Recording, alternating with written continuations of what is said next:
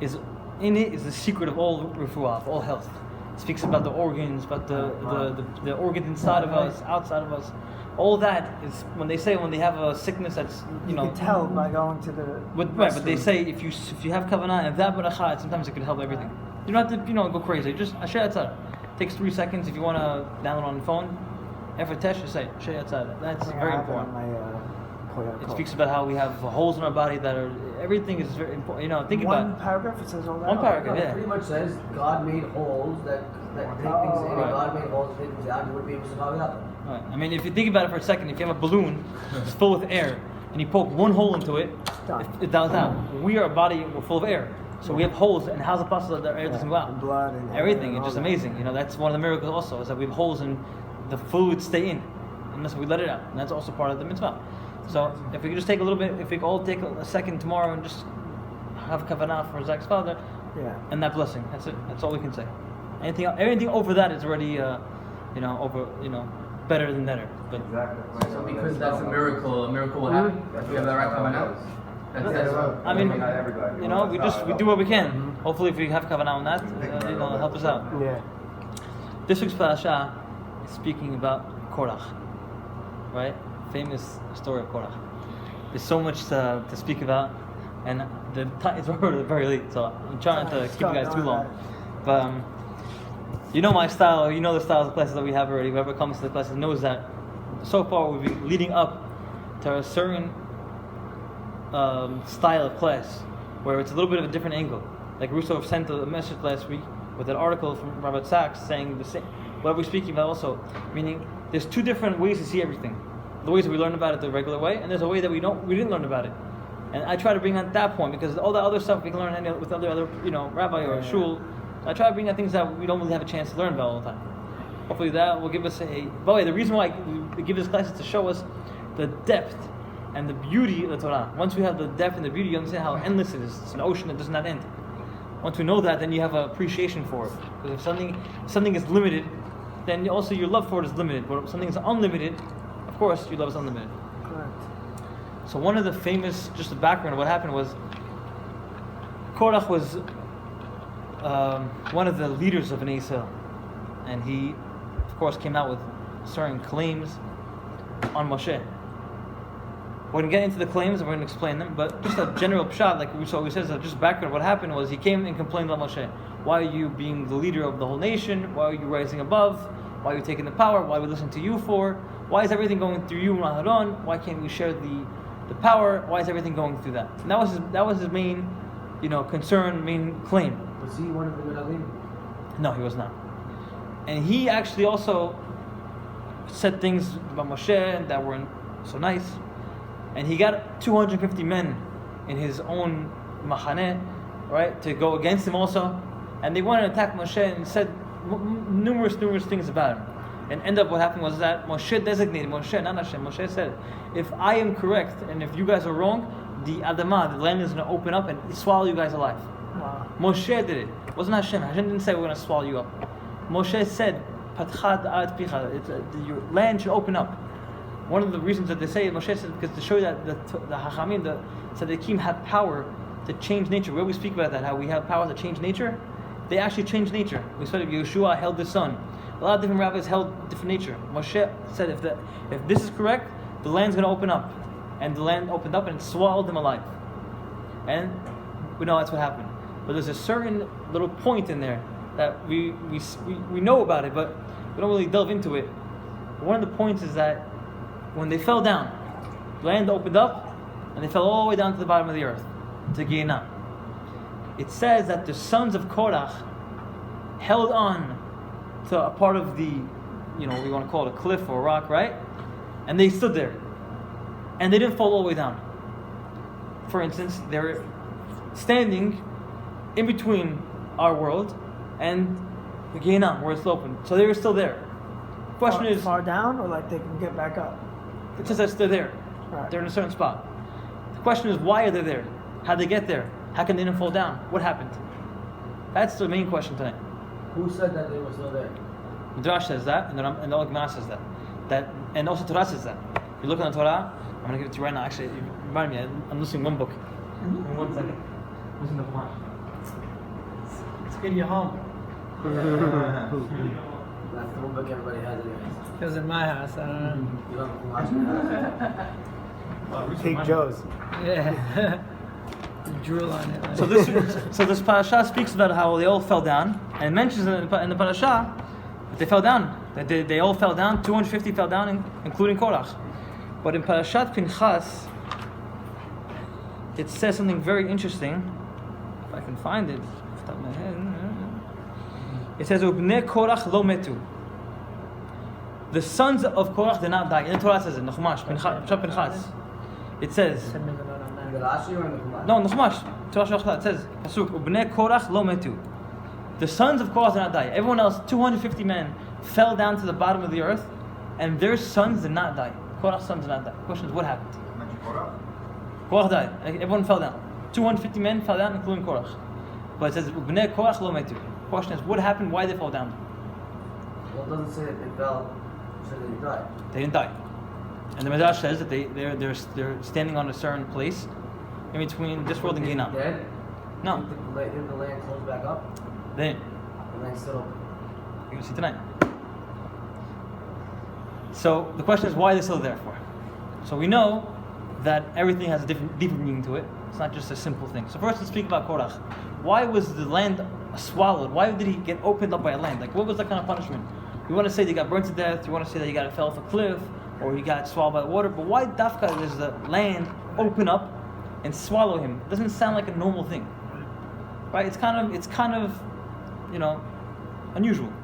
So first of all, Korach was not a regular person we think he was. It wasn't just a Rasha that came to go do Ta'anot.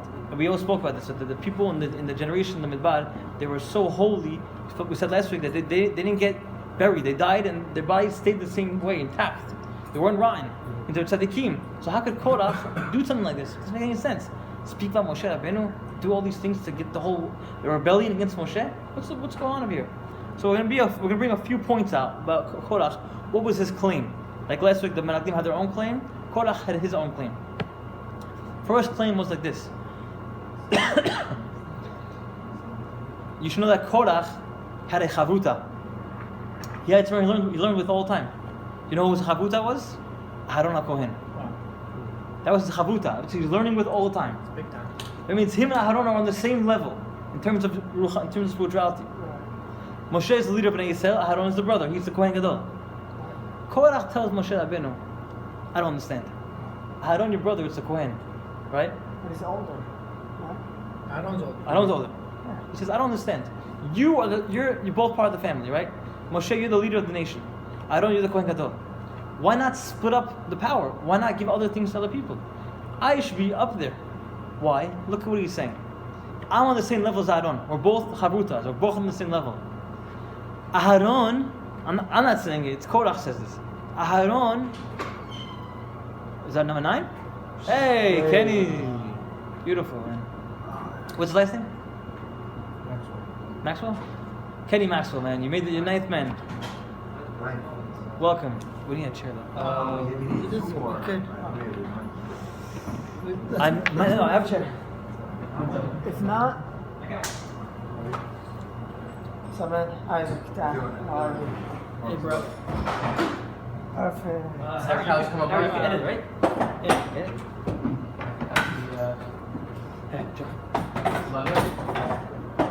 Should we move down? Eddie, I got a chair. Good. Good? Mm-hmm. What's up, Kenny? Welcome to good to have you. Welcome. Enjoy. Barachot. Refuah Shlema for Mordechai ben Gloria. So we're just speaking about now Aharon and Korach. Korach saying, Aharon, we're on the same level. But Aharon had a minor, I'm not going to call it that, but it's a minor blemish or a flaw. And what that was that when the Egel happened, they asked Aharon, give us the gold and jewelry and make an Egel. And he didn't intend it, but from his hands, everything came up. They came to him and said, Aharon, make us an idol. So he said like this, I'm going to tell the men to go get the jewelry from the women. That way it'll stall, and Moshe will come down and I won't have to do it. So the men went to the woman and they said, give us the jewelry. And they said, no, we're not giving you jewelry. They pulled it out from their ears and they gave it to Aharon and said, here's jewelry. I thought not- that wasn't an Avinada. It wasn't an Aveda. It's not an Aveda. Right. However, it's a blemish. It's not a perfection. Korach didn't have that blemish. He didn't have that. He wasn't involved in the Egel. So he says he, it's better. on the same level as Aaron, he's saying, listen, I'm not involved in the Egel. Why I'm not part of the action? So you're saying he's better. He's saying, Korach is saying. I should also be part of the action. Right. That's one of his claims. Well, it sounds like a legitimate claim. Second claim is like this. He's saying, one of the few things that we brought up a while back is that he brings a couple of claims saying like this. A talit has a blue string on it, chelet. And he tells Moshe, I don't understand.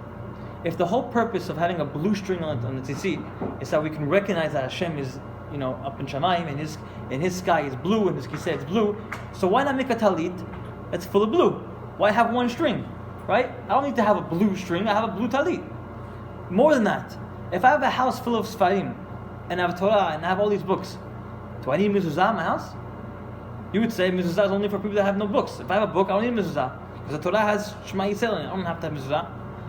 Korach was saying, all these things are, it sounds like it's coming from your head. It's very dangerous when you start thinking It like sounds very dangerous. It's apikoros. It's not just an easy thing to say. But he's bringing all these little topics, saying all these things, and we have to find out what's going behind it. So what Korach is saying like this: the mitzvot are not deep. The mitzvot are just commandments. They're just simple commandments. Right. We have to follow it as the letter of the law. Says it, do it. It says to do it. There's no we don't go according to the reasons. We're not looking to find any type of wisdom by it. It says it, we do it. Korach was saying, there's no depth to mitzvot. Everything is surface, right? So if he's saying there's no depth to mitzvot, meaning there's no deeper meaning for it. I'll give you an example. You hear these days a lot of people say, why do we need to have 2 days of Yom Tov in America, right? What, these days we don't know the calendar, and the rabbis give us an answer. The reason why we do that is because back in the day they had a mishap on the calendar and it got mixed up, and we celebrate 2 days so we don't make a mistake. But people say, wait, these days we don't have no mistakes. The calendar is perfectly set up. We have technology, we have iPhones, we have radars and satellites. We know exactly what's going on. So why don't we just follow a 1-day thing? And the answer is because that reason that the rabbis gave us, that it's a 2-day thing. That's not the reason why we do it. That's not the reason why we have 2 days. So why they give us that idea for? Is because sometimes there's a mitzvah, we don't understand it. We cannot understand why there's a mitzvah like that. So they give us like a incentive, satisfy the mind. That's the reason why we do it. That's not really the reason, but that's just to make us happy that we do it. For instance, tefillin. Do we really know the reason why we have tefillin? Really, we want to say it's for Hashem, but we don't really know what the reason is. Why do we have to take a bird and shoo the mother away and have the kids? What? Shulach haken. What's the reason for doing that? What's the real reason for it? We don't know. We don't even know these things. Some things are just hoks, just shanez, right? It's just a hok. That's the way it is. We don't even know how to go underneath it. We don't understand it. So Korach was saying, there's no deepness to mitzvot. Everything's just simple. You're saying there's no deepness to mitzvot? You're gonna die deep down. You're saying there's no deepness. Everything just surface. Everything just shot the way level the ground is. Open up the ground, you go into the bottom. Because you don't believe there's deepness, you're going to go down and I'm going to show you what deepness is. If you don't believe that there's a deepness to mitzvot, that there's a deepness to Torah, everything just simple, everything just obvious, then you really have to know what that is. Second thing is. Third thing is what Masechet Sachim says. I'm going to really give it out to you. It's very interesting, and it says like this. It says,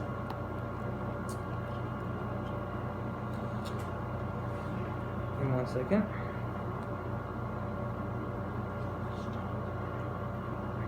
We're still on the topic why Korach went under, Yeah, right? yeah. We're still explaining this topic. Where is it? 1 second. Hashem, help me find it, so I'm making embarrassment. Why can't I find it now? Take your time. I even put the bookmark, so I can keep it.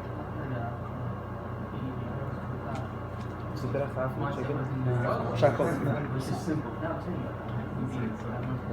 Mine's just, I think so. Where'd it go? Huh? Guys, give me 1 second. I want to bring it in the book. I don't want to say it out of my head. Here. Amar Bi Chama. This is for you, Russo. You like this one. Amar Bi Chama, Barabi Chanina. He says, Shalosh matmoniyot hatmin Yosef Mitzrayim. Yosef, when he was the king of Mitzrayim, right? He had all the surplus of money. He had tons and tons of money. He had all the Mitzrayim given money. What did he do with the money? He says Yosef buried the money 3 places. He buried it.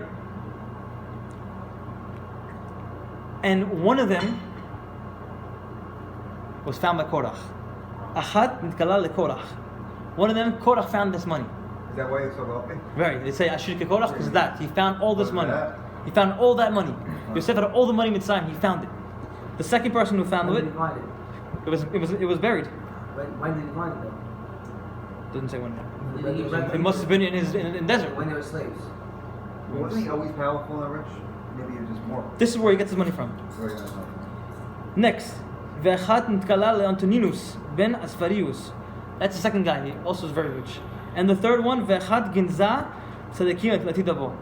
And eventually, the third one will be revealed to us, to tzadikim, in the end of times, Mashiach. So 2 of them were given up already. Korah had one of them, and Antoninus had the second one. Was he a Rasha also? No, he was a good. And it says by Korach that he had 300 paradot levanot he had 300 donkeys, right, or camels or mules, carrying 300 mules, carrying the keys to his chambers of money. Wow. 300 mules carrying the keys to his chambers of the money. That's just to show you how rich he was. That's how rich he was. Meaning safes. He had safes of money. In the desert. He probably buried it under the ground. He had different hidden. By the way, you mentioned it. Go on, research it, Google it. There's places in the desert, in Afghanistan, and other places, where they have in the mountains caves where they stored surplus, and food and other things like that. You see it. There's a place today where there's holes in the cave, in the mountains, and they have like little doors. That's where they used to store things now. If you can store it, I guess you can store money. If you can store food, so they used to store money in the caves also like that. So I guess one of his chambers had keys. So 300 mules had keys, just leading to his chambers. He was the richest guy in the world. But what happened? All that money, it got to his head. He started becoming, like they say, gava. It gets to your head. He started rising up and saying, I want to have power also. So what happened? He's saying, I'm the richest guy, but his Yetzirah of gava got to him. He didn't look at anybody anymore. He gave him a big shot. What the land say, the Adamah? What did it say? I'm the richest guy in the world. Adamah is the richest thing in the world. Why? I am the one that supplies all the livelihood to the world. The plants come from me. Food, chita, bread, trees, fruit, water, everything comes from me. I'm the guy that lets everything come from me. You found your money from where? From me. And what do? I let everybody walk on top of me. The ground lets everybody walk on top of him. It's amazing. He's anava. The ground has anava. Everyone walks on top of him, stomps on him. No one pays attention to the ground. But he's the richest guy in the world. Not the guy, but I'm saying he's the richest thing in the world. And he lets everybody walk on top of him. The ground is saying, Korach, you got your money from me. You're going to rise up and say, I'm the richest guy in the world? Swallow him up. The ground eats him up. Midah kedek midah. Is that a thing that we have give personality to? Yes. No, other, it's characteristics. God's creations. Characteristics, yes. God, And I'm not trying to say that he sounds said like it. like ancient Greece, where this guy was the king of the sky. So we're not saying that it's actually spoke. Yeah. But personality has a like the famous Rashi that the sun and the moon were arguing. Right. Yeah. So they didn't actually argue, but they have angels that are in charge of them, and they argue. It's a deep concept, but it's not them itself, but it's deeper concept, right? So we see that Korach was swallowed in the ground for many different reasons. We said, and midah kedek midah. You didn't pay attention to the ground. You didn't act like the ground that lets everybody walk on top. You came ga'ava. You started rising up. The ground's gonna eat you up. So that's a few topics of Korach. So that's just Korach. We're not gonna speak about Korach tonight. I want to speak about the sons of Korach. We said the sons of Korach did not die. Bnei Korach lo metu. They're standing up in the ground. They're standing on that certain plateau. And they lived. The question is, why did they live? What happened that they lived? So, last week I gave you a story with Rabba Bar Chana, right? He had all these adventures. Yeah. Right? Last week he saw the people in the Midbar that died Yeah. with the tzitzit. They should have looked at it, right? And they didn't look at it. With the staff. So this rabbi also, this Tana also, has tons of stories in the Gemara. And one of the stories he brings is very, very, very interesting. And what does he say? I want to read it for you. It's in the Word. He says like this. He once met a Arab guy, Ishmaeli guy, in the desert. And he saw him.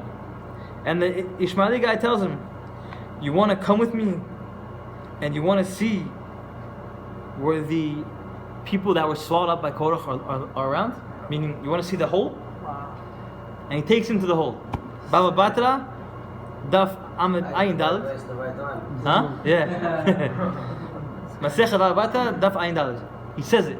He came to the hole, and the Ishmaeli guy tells him, go put your ear closer to the hole. Start listening to see what it says. And it says, he starts hearing people yell from the ground, Moshe v'Torato emet. Korach and the 250 men that are down there, down in Ginam, are screaming every day, Moshe emet, Torato emet. The Torah is true and Moshe is true. And Rabbi Chana, he goes and he hears it. Again, this is 1,000 years, 2,000 years later than the story happened. This is in Tanzat Tanaim, the Gemara times. He comes there and he hears the pit, and he hears them yelling. So we see from there that there's a physical place where the ground opened up and they got swallowed. You say they're still there today, no? He went there. I didn't go there, so I didn't. I'm saying you went there. Right, I'm saying. It's still there. The Gemara says that that's what happened. He went there and he saw the place. So I'm trying to explain that there's a physical place. It must be. There's a They were physical there 1,000 place years after. where they're buried. They're there. Now, what? School trip. School trip there. Let's go find that Ishmaeli guy. Yeah. Charles is gonna kick out. Now it's very interesting. We have a Tilim chat, right? Everyone says Tilim. Now I have four parakim myself. Very interesting. It falls out that this week I'm going to speak about those 4 parakim. But my parakim are from Mem Dalid 44 to Mem Chet 48. And interestingly enough, I took that number 20. yeah? Well, whatever. Say it twice. We'll say it twice. It's classic. It's very interesting. But if we see the Mizmor Tehillim, it says, Lam Natseach Libnei Korach. Wow. Says What happened over here? Let's go to the next Mizmor Tehillim. Lam Natseach Al Shoshanim Libnei Korach. Very interesting, right? Another one. Lam Natseach Libnei Korach Mizmor. What's going on over here? Another one. Shir Mizmor Libnei Korach. What's going on over here? Why is Bnei Korach in the Tehillim? What's going on over here? Right? It doesn't make any sense. Let's go fast forward to Rosh Hashanah. Right before the holiest day of the year, at the holiest moment, we're right about to blow the shofar. Seconds away from blowing the shofar. Bless you. We're right about to blow the shofar. The Hazan is saying all these kavanot, the Shem Yichud. We start saying, Echar Eratzon. It's a high moment. And right before the moment, we start saying a Tehillim. Lam Natseach Livnei Korach. What's going on? Why is Bnei Korach right before the Teruot? You see right there? I'm not gonna show it to you here. Tikiyot, right there. 2 pages before that, we're saying Bnei Korach. What's going on here? Bnei Korach, they didn't die, and they're right before the shofar. What's the connection? Today is Erev Rosh Chodesh Tammuz. Tomorrow is Rosh Chodesh Tammuz. Tonight. I'm saying whatever. Tonight. Right now, every tonight is Rosh Chodesh. Wow. Rosh Chodesh Tammuz. We spoke about 2 weeks ago that Tammuz and Av is Esav's months. 7 months. They control those months. Who? Esav. We spoke about this a few weeks ago that Esav divided the year, and Esav has these 2 months. Tammuz and Av. I'll do a real recap. Esav and Yaakov were fighting in the stomach. Who gets the year? How do we divide the year? So Esav said, I want this world, and Yaakov said, I want Olam Haba. That's how they divided it. But then they said, you know what? In this world, we're going to divide the months. It goes by 4 different categories. 3, 3, and 3. 3 months, 3 months, 3 months, and 3 months. So it's all stuff like this. Yaakov says like this. Nisan, Iyar, Sivan, those are my months. Pesach, the Omer, Shavuot, those are my months. Esav says, Tammuz, Av, Elul are my months. He It was a big controls month it. though, right? Big month. He controls that month. Tishrei, Cheshvan, Kislev, Yaakov's months. Those are the holidays. Rosh Hashanah, Kippur, Sukkot, Chanukah. All that time is his. Goes back to Esav now. Shevet, Tevat, Adar. It's winter vacation. Shevet, Tevat, Adar. Those are Esav's month. Exactly. Reuben. Right. We said Adar, which is Purim. Adar is Esav's month. If it's Esav's month, which is Adar, that means that why is Purim in our month? That's why we say V'nafochu. We changed it from a month of Esav to Yaakov. V'nafochu. We changed it. So we control those months. So the year is divided by 3 parts. Elul, Tammuz, Av and Elul, those are the 3 months that Esav controls. Summer months. That's why all the bad things happen in the summertime. We said all the wars happen, all destruction, everything happens in Esav's month. Elul is also Esav's month, but we changed it. Yaakov is called Yaakov because he holds on to the Akev, to the heel of Esav. What happened? Esav controls Elul. But Yaakov said, no. If my kids go into the holiday season from Esav's months, then they're not going to come out of the judgment at all clean. Right. So what did he do? He held on to the heel of Esav. He instructed that we do Selichot for 30 days before the holidays, which means we took over that month of Elul. We stole it from Esav. So we just said that. But today is Rosh Chodesh Tammuz. In 90 days from today, will be Rosh Hashanah. 90 days from today, 90 days. It's only 90 days away. To Shofar, Rosh Hashanah. Right now is when Right now- Yaakov started it. Right now is when Esav starts. Esav. Esav, summertime. Except for Elul. Except for Elul, we stole Elul. So from today, 9 days away is the Shofar. What is the significance between Parashat Korach and Rosh Hashanah? This is the answer. Right before the Shofar, we say Lamansech and Korach. What happened to these kids of Korach? You know what happened? They were falling down into the pit. Everything was getting swallowed up. Everything, even the money. The money that Korach had got swallowed up. And the kids of Korach said at that moment, my father was wrong. He messed up. Moshe is the true one. They did teshuvah on the way down. Hashem made a miracle. He made a ledge of some sort. Now, I don't know physically what it was, but he made a certain spot where they were able to stay and not get killed. And at that moment, they started saying Tehillim. And yes, these Mizonim were not written by the David Melech. These were written by the Bnei Korach. Wow. They wrote these Tehillim. They wrote actually 11 Tehillim in the whole Tehillim. There were 11 Perakim. But these 4 Tehillim they wrote, Had someone get it, they were all the way thousands of feet under. they wrote it. And then Oh, you say how they get it? It says that they said it in Nevuah. And the David Melech wrote it in Tehillim. That's what it says. That's how he wrote a lot of his Tehillim. probably. More than Nevuah. Most of the Tehillim were not written only by the Melech. Some of them were Moshe Rabbeinu, some of them Rishon. So same question you have. How could Dam Rishon write something and we don't know about it? It's all Nevuah. It's all written down in Nevuah. Again, it's part of, deeper concept, but it's all Nevuah. It's all prophecy. So were they considered tzaddikim at the end? Wait and see. So Bnei Korach wrote these 4 Perakim. He wrote it. And when they wrote it, they did teshuvah. They completed teshuvah. Completely. No, that they're not Ashayim. To show us that what? Right before the shofar gets blown, you can do teshuvah. Just like Bnei Korach. They were falling down. They stopped themselves.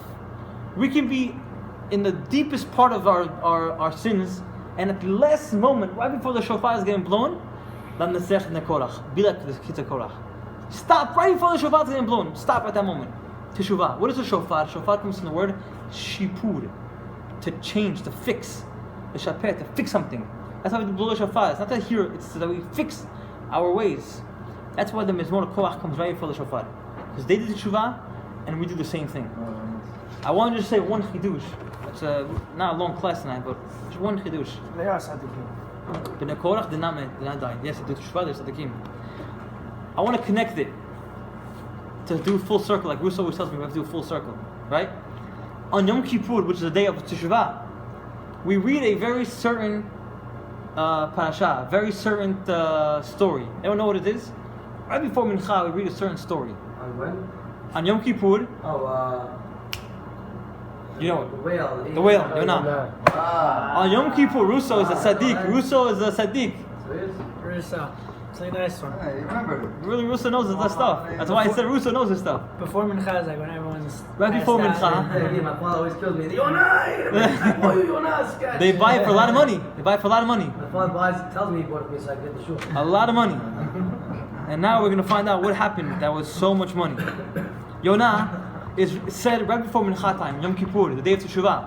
Interesting enough, right? What happened? The story of Yonah was that he went on the boat, and Hashem told him, go to the place, get everyone to do Teshuvah. And he said, I'm not going to go there, I'm going to go to the boat, I'm going to escape Hashem, I'm going to run away. He ran away onto the boat, and the waves started coming up, and he realized Hashem's targeting me. And they took him in the ocean. Long story short, he gets swallowed by a whale. Yonah. By a big God. He's running away from God, right. And he gets swallowed by a big whale. And the Midrash Pirkei Rabbi Eliezer speaks about what happened when he gets swallowed up by the whale. Sorry, but what was he before he got swallowed? He was a Navi? Navi. It's Navi. Yonah Navi. He knows he can't run from Hashem now. Famous question. Right. What would you ask? He can't run away. We can't run from Hashem. He knows that. He's a Navi. He knows Very that. Deep, deep question. It's a very deep question. Sometimes you can lose your mind. There's always something hiding behind these things. Definitely keep Much much. The answer, one of the answers is that a Navi, if he doesn't give off his prophecy, he's chayav mitah. He's going to die regardless. So if he doesn't give off the prophecy, meaning we get a prophecy, you have to go tell the whole city to do shuvah. If I don't say it, I'm chayav mitah. So what does he say? I'm just not going to say it. I'll run away. That way, at least I won't tell them. And What was he supposed to tell them?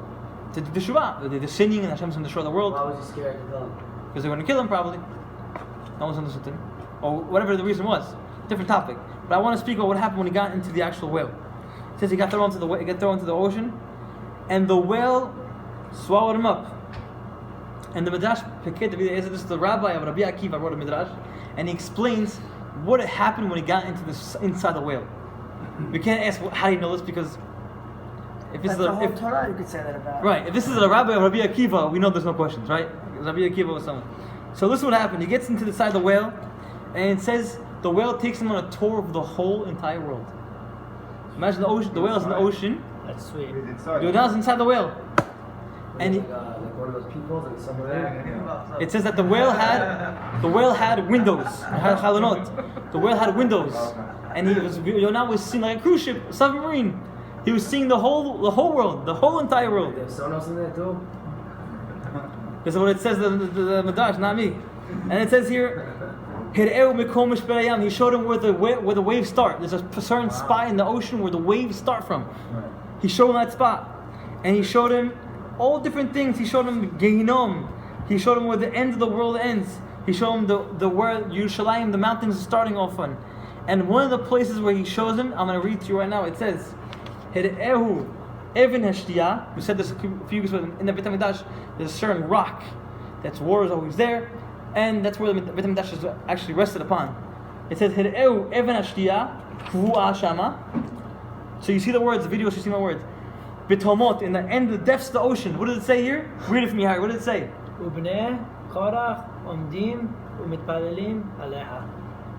At that spot, the Yonah takes him, the whale takes him, Yonah, and he shows him where the sons of Korach are still standing and are still praying. Wow. ובני קורח מתפללים שמה. They're still praying there. How many years later? Wow. It's a good question. I'll look it up after the class. It's a good question. Wow. But it's later on. You said also it shows at the end of the world. What does that mean? It shows him the wording, meaning with the end of the geography of the world, where everything starts, where the core of the ocean is everything. Shows him all these gems and things. And one of the places he shows him is the kids of Korach praying. Interestingly It's enough, like he got blessed. He What? got punished. That's pretty the sweet. kids. Oh, Yonah. Yonah. It's like a blessing. Yeah, he saw a lot of things. Yeah. Why the whale do that? He took him around the whole world. Why? Maybe it's inspiring. He asked him. It's a whole deep. It's hours of class. Maybe one day we'll get. I really got enough That's a nice time. class. I want to finish it off, but I want to just end full circle. On Yom Kippur, the day of Teshuvah, we bring a story of Yonah. That brings a story that what? That they met Bnei Korach praying. To show us that what? It's not too late. It's never too late. Right before the shofar, Korach. Tehillim, Korach. Yom Sheni, if we look in the Sidur, we always say every day there's a Yom, there's a Shir, right? Hayom Yom Sheni, Hayom Yom Shlishi. Ashir shayo alivim al-Abdachan, right? Every week, every day, there's a certain mizmor we say. If you look into the Siddur, look into it. When we go to shul, every single day there's a certain day, right? On the second day of the week, Yom Sheni, it says, Hayom Yom Sheni b'Shech Kodesh, Hashir shayo alivim al-Abdachan, Shir mizmor levnei Korach. Once a week, we remind the story of the Bnei Korach, the kids of Korach who did not sin, who did not get swallowed up in the ant. It's really a big part of our. It's a big part of our daily thing. Why Yom Sheni? Another question. What's the quick answer? I don't have a question for that. Read the Torah. I have a question. So you do it on Thursday and Saturday? This is the hardest question. No, he has good questions because the questions he asks are good questions. But the answer is for the whole to make a full circle is Teshuvah is never over. At the last moment we can do Teshuvah. Right? For the Shofar, Yom Kippur, we remember the story of Bnei Korach. They did not die. Full circle. The Torah has depth to it. It's not just mitzvah that we just do out of nothing. Everything has depth. The Tehillim that we say are not just simple Tehillim. Just to end off in a quick Kiddush, the 4 Tehillim that we spoke about, I say every day, the Bnei Korach had a Nevuah. Each one of those 4 things is corresponding a certain thing. The first one is corresponding to the Mashiach. The second one corresponds to Gog Magog. The third one corresponds to Yerushalayim. And the fourth one corresponds to Latid Abo. Everything has a certain thing in it. Gog Magog is the great war between Gog Magog and the resurrection. It's funny that Adolf Perek, right? No, I'm saying it's funny. I was thinking about today, the Adolf Perek. But these 4 Perakim, you see that the Tehillim that we say every day is not just simple surface. Think about it, everything has depth to it. When we know there's depth to it, we become like the Adamah. Don't get haughty, don't have Ga'avah. Let everyone walk on top of you. Be like the Adamah. That's the Yisod of Korach. That's the whole explanation of why today, Rosh Chodesh Tammuz, we're thinking 90 days ahead of us, Rosh Hashanah. Never too late, let's have tefillot, let's have kavanah. Tomorrow we'll have a special day of tefillot, which is Rosh Chodesh Tammuz. It's a special day for us, for all of us.